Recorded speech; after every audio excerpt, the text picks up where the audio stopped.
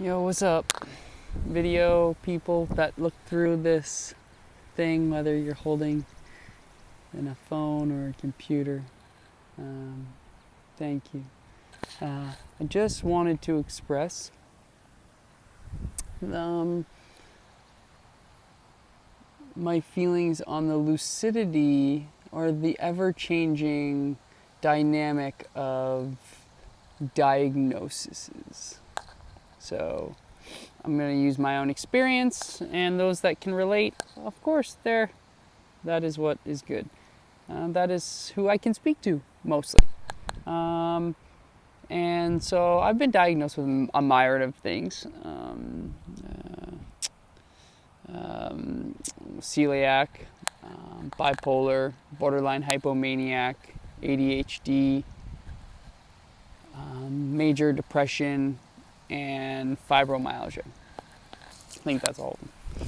And it's so beautiful. Sorry, distracted, right? What I've realized is that all these things are pointing towards something within oneself. And so I really liked and enjoyed the opportunity to use the system that we have to help me see someone's point of view, where they go through a bunch of questionnaires and they just ask a bunch of questions, and then from there they look at some of the things that some of my traits that I'm expressing, and then I'm also looking inside my own self and seeing, when I answer those questions to that person, how truthful am I, or how are things changing as my life is changing. I'm trying to help this system, this bodily system. But I don't want to surrender, of course, to the diagnosis. I don't want to say that that's me. I can say that I'm experiencing some of these things, and the things that you've diagnosed me with are closely linked. So I can be like, like I have that experience without me trying to have that experience. It's just kind of happening, and I'm like, fuck. Sitting in whatever aspect of that. So,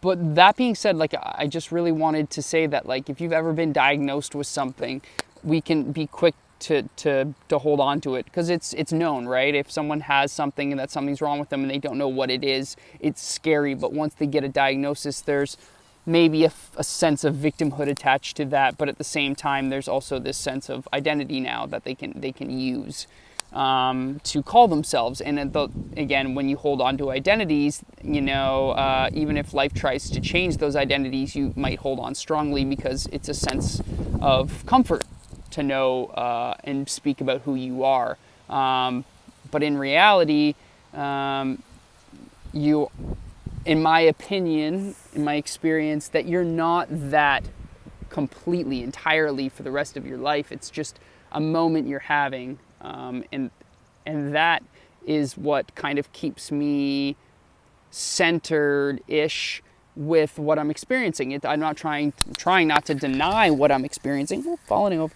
But I'm just trying to find that balance between being like, okay, yeah, I'm experiencing these things. I'm experiencing fibromyalgia and the symptoms of fibromyalgia. I'm still feeling that. Okay, why might I be feeling that? So environmentally, what have I done to myself physically? Any emotional trauma? Just trying to really look at the bigger picture and not get too hung up on one thing, because I'm really good at that. I'm really good at narrowing in a focus and being like, this is the reason why. But ultimately, it's a little bit more complex than that. We're a pretty multi-versed system, and that can be challenging to move around into as a human.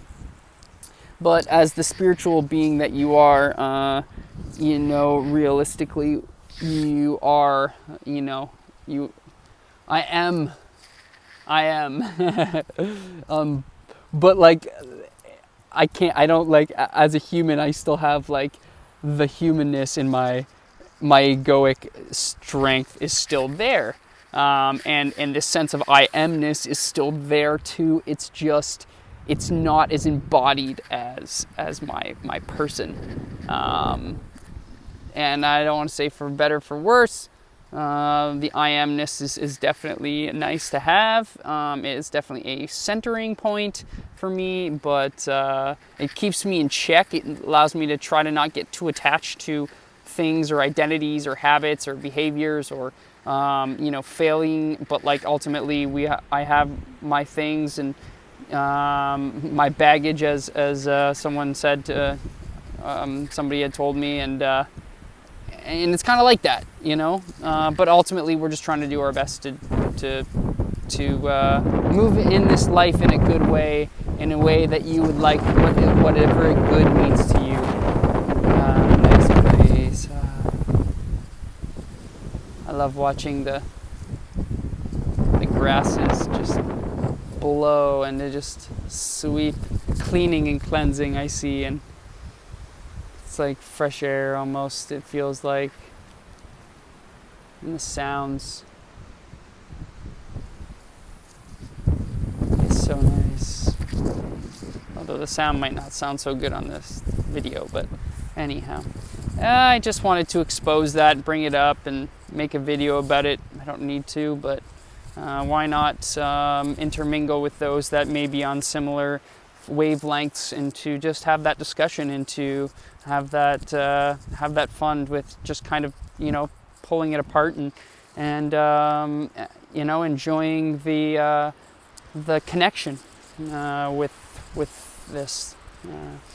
The beauty with social media is that we're able to connect with so many different people, and in that way, in some way, we can connect with the characters of our life that have in some ways similar experiences, and I think that's really cool. So anyhow, I love you guys lots. As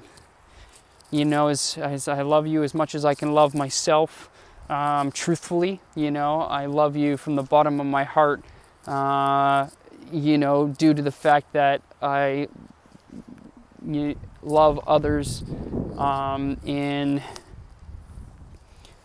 the way that we're just all doing our best, and I'm just trying my best too, and I want to love and find that place within myself, not to say that I haven't engaged with it and felt it, but to love you the same, and to love myself the same as I express. So anyways, as I was said, not that this is the truth, but I said, if you follow me, I'm a fraud. If you follow me, I'm a fraud. What is it? If you follow me, I'm a fraud. If you hear me, I'm a god. Anyways, I was like rapping or something like that, but I'm just trying to align myself and be a better steward of the land and the people and myself. Anyways.